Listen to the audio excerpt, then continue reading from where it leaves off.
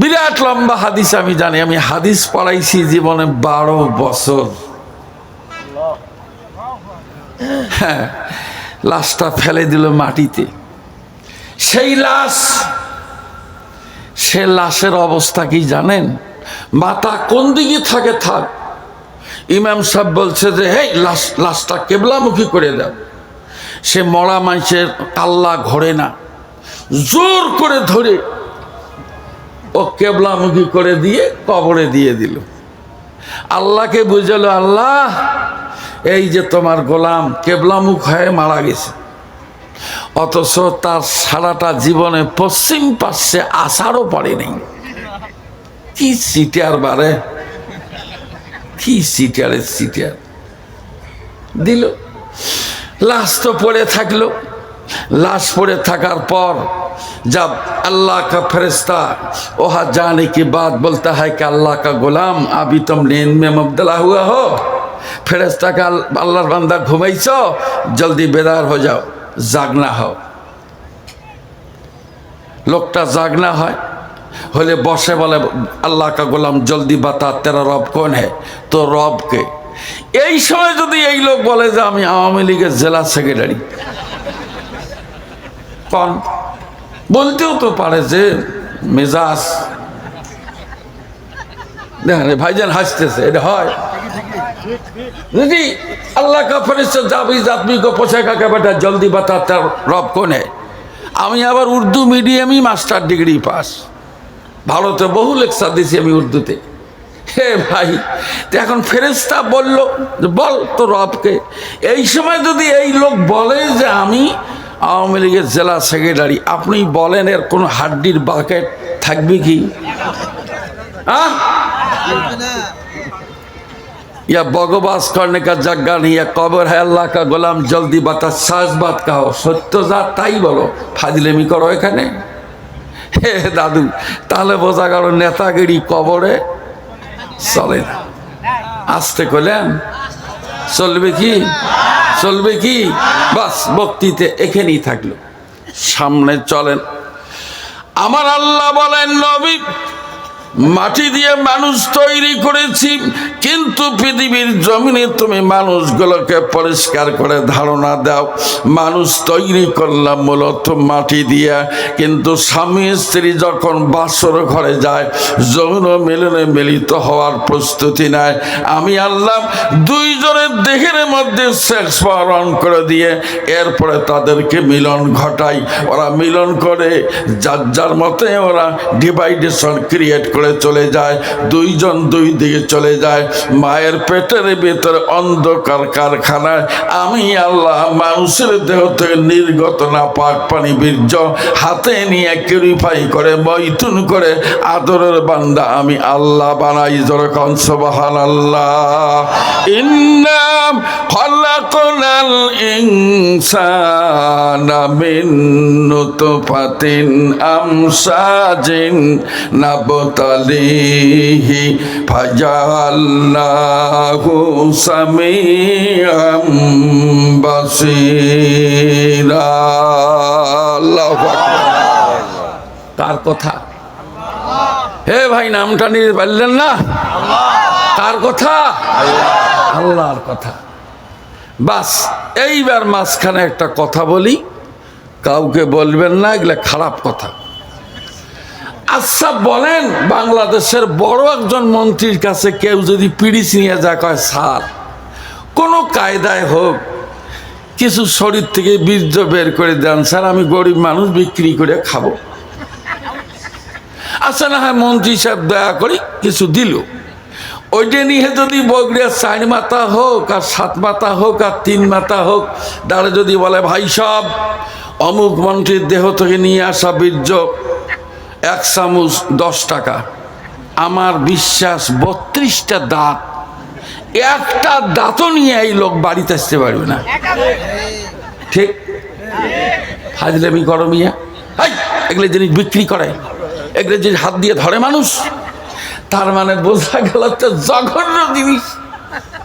মানুষ হাত দিয়ে ধরতে রাজি নাই, সেটা দিয়ে আপনাকে আমাকে, আমার মুকুল ভাই আমার সভাপতি, তার কত কেশিয়ার মশিয়ার শ্রমিক মালিক ড্রাইভার হেল্পার কন্ট্রাক্টর, তার তাসাড়ু জুয়াড়ু মদাড়ু মশাড়ু রাজরানী ফকরানি পথে পড়া আধা মরা কাঙ্গাল কাঙ্গালিনী গরিব দুঃখী আপামর জনতা গোষ্ঠী শুদ্ধে ওই মাল দিয়ে তৈরি।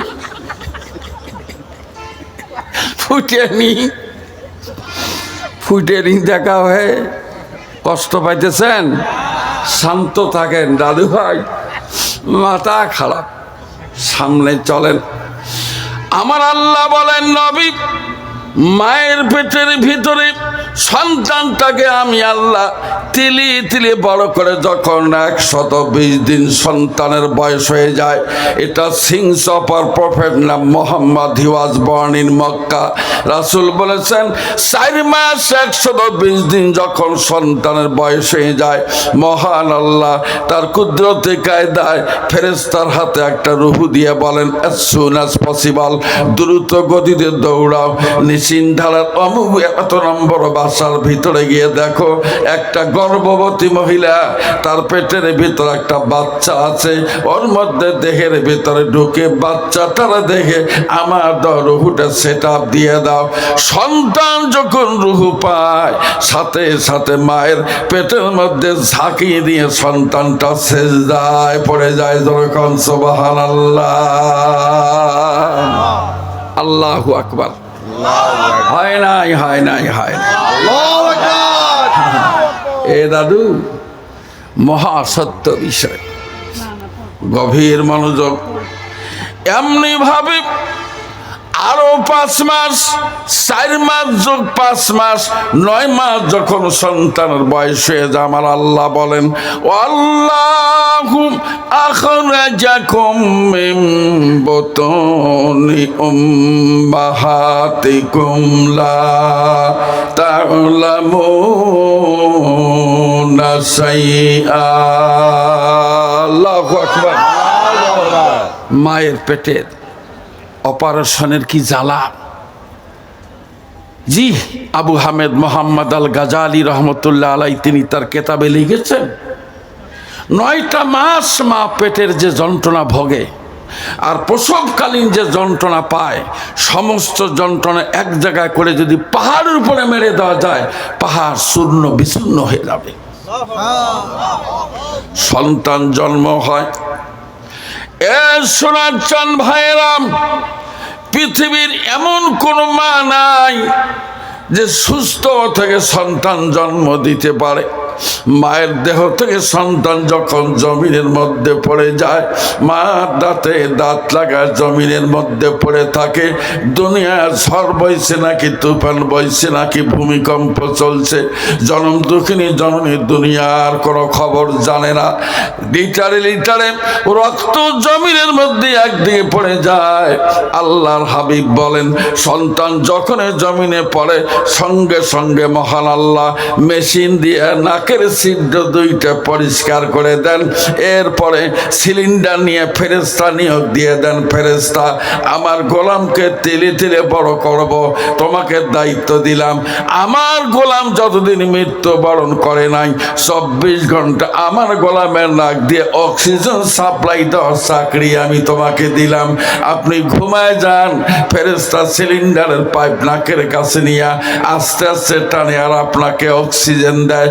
এই যে নিঃশ্বাস নেন, বগুড়ার মানুষ বলেন সুস্থ মানুষ বডির স্ট্রাকচার অনুযায়ী একজন মানুষ 14 থেকে 18টা নিঃশ্বাস নেয়। তাহলে 1 মিনিটে 18টা নিঃশ্বাস যদি আপনি নেন, 60 মিনিটে কতগুলো নিলেন? 24 ঘন্টায় কতগুলো নিলেন?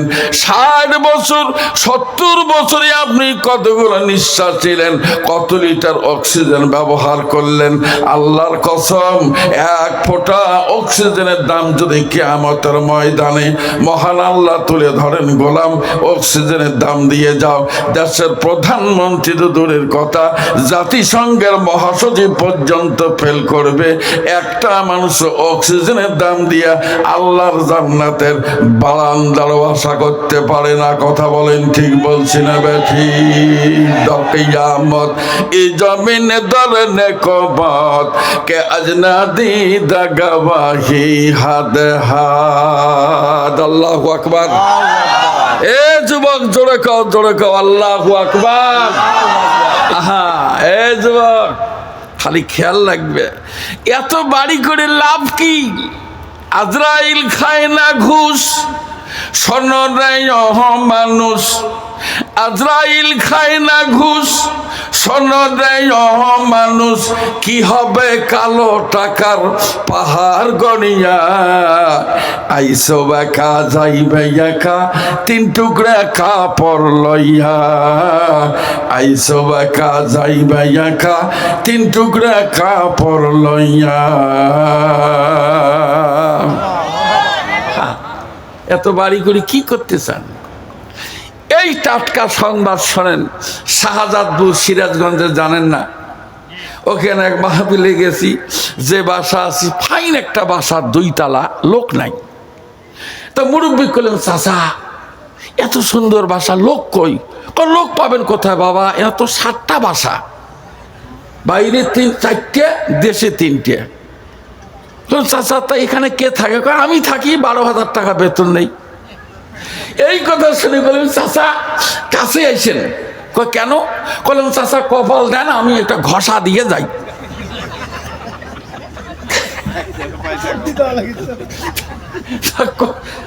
বাবু কপালে ঘষা দিবেন কে? চাচা 2 তলা বাসা, আপনার 1 পাই খরচ নাই।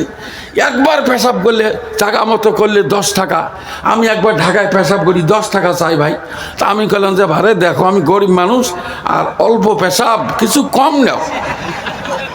ওই স্যাংরা আমার কাছে, না হুজুর হোমিওপ্যাথির ফোঁটায় 2 ফোঁটা বললো 10 টাকা। যে দেখে পেশাব বলে 10 টাকা, আর আপনি দোতলা বাড়ির থাকেন, আবার 12,000 টাকাও বেতন নেন। কি কপালি মানুষ চাচা, আছেন কপালটা একটা ঘষা দিয়ে আমি কুড়িগ্রাম চলে যাই। হায় হায় রে, করছি কি বেসরা।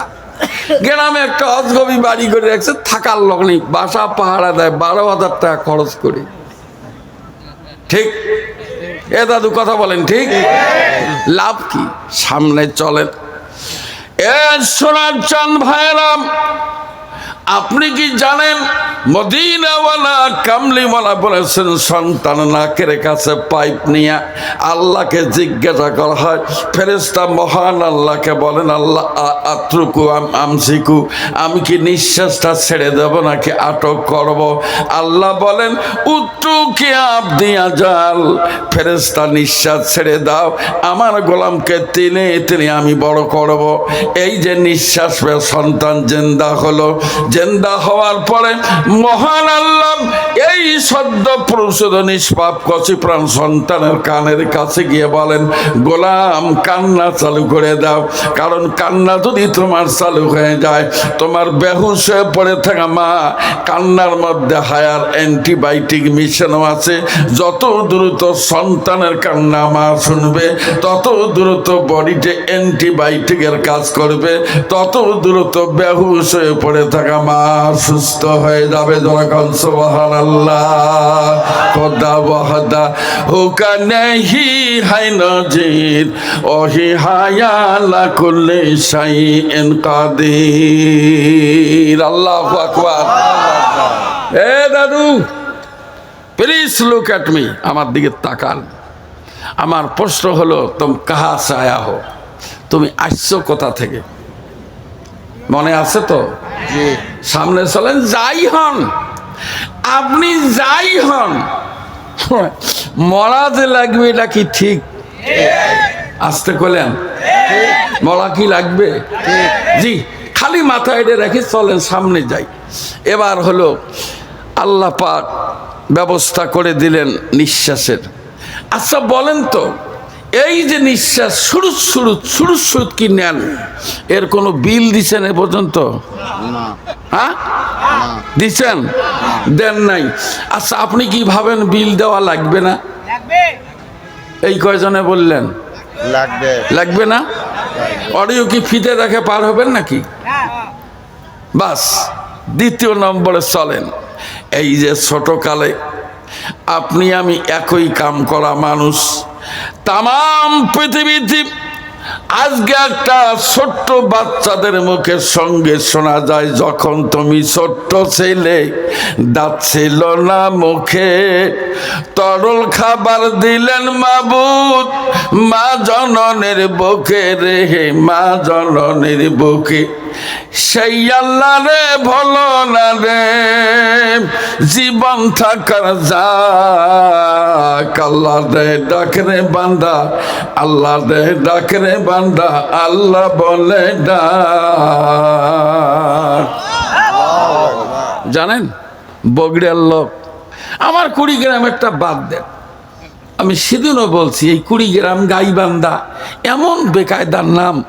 আমি এই যে জানেন না, বিগত সরকারের সাবেক প্রেসিডেন্ট আব্দুল হামিদ সাহেবের বাড়ি হলো কিশোরগঞ্জ মিঠামইন। এই যে পরশুদিন আমার মহাসম্মেলনে ভাষণ ছিল, এই গাড়ি নিয়ে গেছি বারে 570 কিলোমিটার, বাপের নাম মনে নেই, গেছি বক্তব্য দেওয়ার জন্যে। ওখানে এই কথাটাই বললাম, হায় রে মানুষ কি কাণ্ড, এই যে ঠকে ঠকে দুধ খায়। আচ্ছা বলতে পারেন এই দুধ কত মন খাইছেন আপনি? না, হিসেব করে খাইছেন না, মানে ফাও জিনিস গায়ে লাগলো না। এটা ভোটের চার মতো, 1 লোক 32 কাপ চা খাইছে, ভোটের চা খালি খায় আর খায়। বাড়ির যে শুয়ে বসছে বেচারা পেশাব করে ফেলছে বিছনে, সকালেই চা খাওয়া পেশাব কি জাতা গন্ধ। বলছে কি ব্যাপার, মান করো না আমি চা খাচ্ছি বেশি, চা খাওয়া পেশাব বিছনে ভাসে ফেলাইছ। তা সেই হচ্ছে দশা, খাও দুধ খালি ঢোকে ঢোকে খান। এরও বহু কথা আজকে আর বলবো না। দুধটা আপনি কিভাবে খাবেন আমার আল্লাহ তা শিখিয়ে দিয়েছেন। এই যে ঢোকে ঢোকে খাইলেন, গেল কোন জায়গায়, গেল কোন জায়গায়? পেটের ভিতরে। কিন্তু ঢোকে ঢোকে খাবেন সেটার কায়দা হলো, বগুড়ার মানুষের জিহ্বা কয়টা? একটা, আর নাই। হেই মিয়া খোঁজ করি বলেন, এলাকায় আবার আর একটা বার হয়েছে, কয়টা? 2টে। তা প্রথম জিহ্বা দিয়ে মায়ের বুকের বোটা জোরে চাপ দিয়ে চোষা মারে, যখন রেডি হয় ছোট্ট জিহ্বাটা আস্তে করে টান দিয়ে গোডাউনে পৌঁছে দেয়। ঠিক না ভাই? ঠিক। তাহলে আপনি কি এই যে জিহ্বা কি নতুন করে বানিয়ার দোকানে বা কামালের কাছ থেকে বানিয়ে নিছেন? কে দিছে? বলেন বলেন বলেন। দুধ কে দিল? মায়ের বুকে তৈরি করা খাদ্যের গোডাউন। ভাইরা কি বলবো, যদি বলা শুরু করি বাস ঠেয়া যাব। যে খাদ্যের গোডাউন আমার আল্লাহ মায়ের বুকে আগের থেকে রেডি করে রেখেছে, 1 ফোঁটা দুধ ছিল না। সন্তান জন্মার সাথে সাথে গোডাউন ভর্তি আল্লাহ পাক তরল খাদ্য দিলেন। আপনার মতো আমার মতো মুকুল ভাইয়ের মতো প্রধান অতিথির মতো এই মানুষগুলোকে খাওয়ার জন্য। এ কথা কি ঠিক? আসতে করলেন ঠিক? জি জি, গভীর মনোযোগ দিবেন।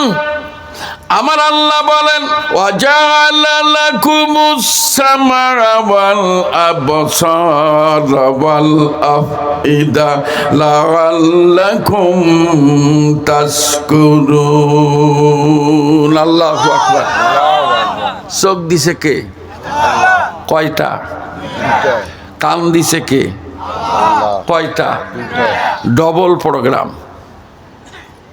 একটা যদি কানা হয় অন্তত আরেকটা দিয়ে চলাফেরা করতে পারবেন। ঠিক না বে? ঠিক। একটা কান যদি ডাল অফ হেয়ারিং হয়ে যায়, শোনা বন্ধ করে, অন্তত আরেকটা দিয়ে চলতে পারবেন। ডবল প্রোগ্রাম করে দিছেন কে? সব দিছেন আল্লাহ। কয়টা শুনবেন? রাত বেশি হলো, কষ্ট পাইতেছেন? আর একটু বলবো, এর কোথায় শুরু করি কোথায় শেষ করি কন্ত, এই দিকেই রাত হয়ে গেল বেশি। এইবার সামনে চলেন, তাহলে বেশ সমস্ত ব্যবস্থা করে দিয়েছেন কে? আল্লাহ। হাইরে বাংলাদেশের মানুষ কি চালাক রে বাবা। একটা আলু 5 জায়গায় বটির ফেলে আর চোখ তুলে নেয়। আর এই সিজার করা আলু বাজারে বিক্রি করে। আলু যখন পাবলিক জমিনে লাগায়, দেখেন নাই কি ব্যাপার, দেখেন নাই? এইভাবে বটির মধ্যে একটা ঠেলা দিয়ে আস্তে করে চোখ খুলে নেয়, বাকি আলু বাজারে নিয়ে সিজার করা আলু হিসেবে বিক্রি করে। ছোট্ট একটা আলুর টুকরে এই পাবলিক কিভাবে মাটির তলে দাফন করলো, এর আক্কেল আছে? যে মাটির নিচে লোহা দিলে মাটি খেয়ে ফেলে, আর এই বগড়িয়ার দই খাওয়া পাগলা এ যা মাটির নিচে আলু দাফন করি বাড়িতে এসে বসে আছে কার আশায়? আসতে করলেন কার আশায়?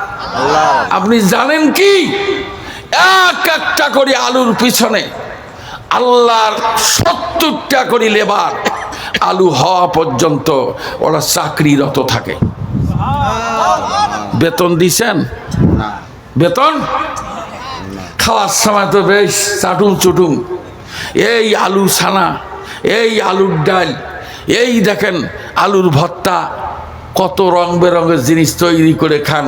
কিন্তু আলু যে গাললেন, ছোট্ট একটা চোখ, সে আলু ঝোপা ধরা, পাইপ লাগা, এ পাইপের সাথে ও আলু, ও পাইপের সাথে ও আলু। আপনি কি 2 গজ পাইপ কিনে দিয়েছেন যে আল্লাহর ফেরেশতা অন্তত আমার সাধ্য মতো 5 গজ পাইপ কিনে দিলে এটা দিয়ে যা হয় করো, দিছেন? কে দিল? কে দিল? জি জি।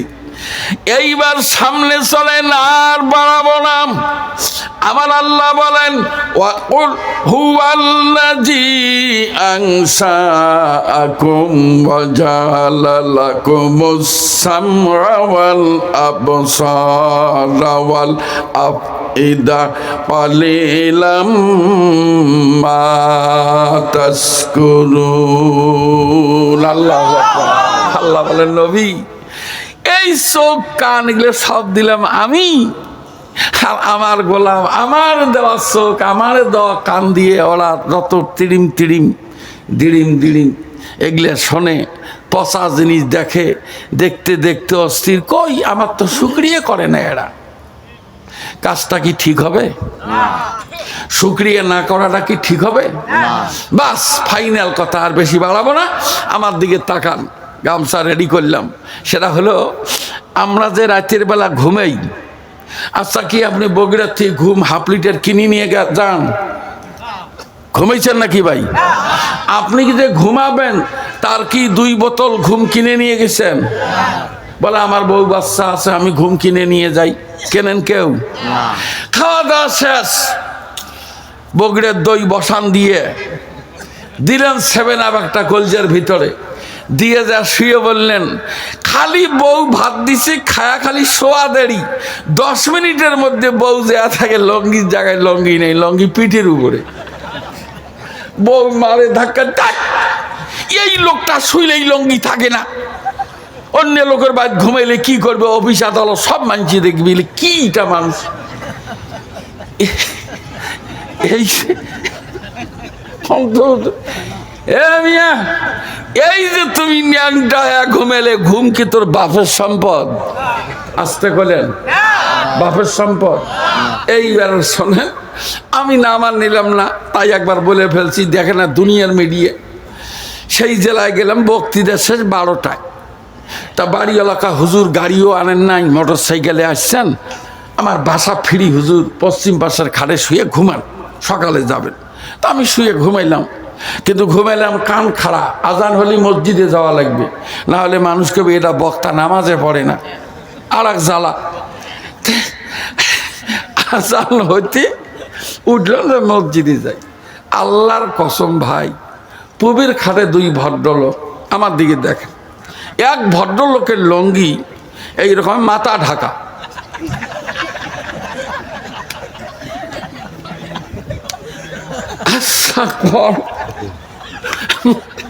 লঙ্গি দিয়ে মাথা ঢাকা, অফিস আদালত। এরপরে আর একটা দেখি সেটা লঙ্গি গলার সাথে আটকা। সর্বনাশ! এটা দেখি ভাই অফিস আদালত আকাশমুখী হয়ে আছে। আচ্ছা এই লোকগুলো আমি কি বলি, দরজা ধাক্কা দিয়ে মসজিদে দিয়ে গেলাম, কি হয় হোক। পরে ফিরিয়ে সিধি বেচারা লঙ্গি টঙ্গি ঝাড়াঝাড়ি করি মানুষ হ্যাঁ আছে। আচ্ছা কন এই যে আপনি ন্যাংটা হ্যাঁ ঘুমাইলেন কে দিছে? আসতে করেন ভাই, এ দাদু কন কন দেরি করবেন না, আল্লাহ দিয়েছেন।